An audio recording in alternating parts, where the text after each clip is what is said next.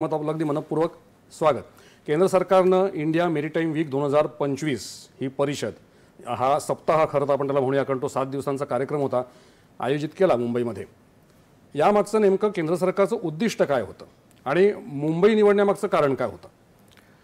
मागच्या पूर्ण दशकामध्ये भारताची जी सागरी क्षेत्रातली जी क्षमता आहे, पोर्ट असतील किंवा जहाज बांधणी असेल किंवा इंडियन वॉटरवेज असतील किंवा आपले सी फेरर्स असतील, याबाबत आपण फार मोठ्या प्रमाणात प्रगती केली आहे।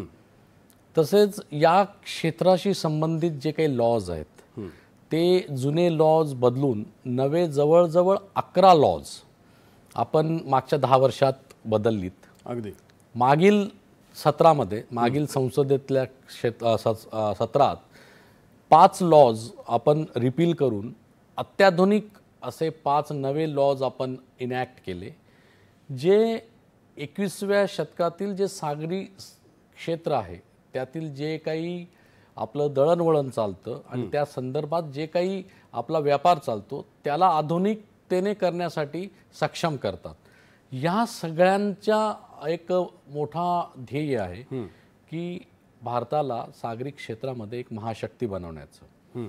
मग ह्या काही शक्यता आपण निर्माण केल्या आहेत, त्या संपूर्ण जगाला दिसाव्यात, संपूर्ण जगातून लोकांना, या क्षेत्रातील लोकांना बोलून त्यांच्याशी चर्चा करावी, आपलं या क्षेत्रातील प्रगती त्यांना दर्शवावी आणि जे काही शक्यता उपलब्ध आहेत त्या त्यांच्यासमोर मांडाव्यात, यासाठी ही वीक, आपण मॅरीटाईम वीक आयोजित केला होता।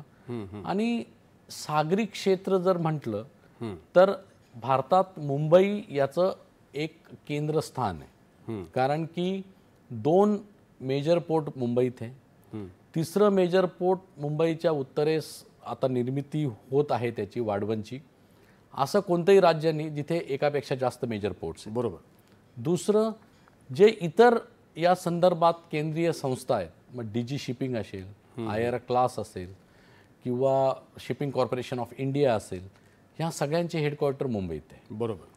भारताचं सागरी क्षेत्राचं आर्थिक आणि इतर याच्यात जे स्थान आहे मुंबईचं ते अढळ आहे, त्याच्यामुळे ही परिषद मुंबईशिवाय दुसरीकडे होऊ शकत नव्हती, म्हणून ही परिषद मुंबईत घेण्यात आली।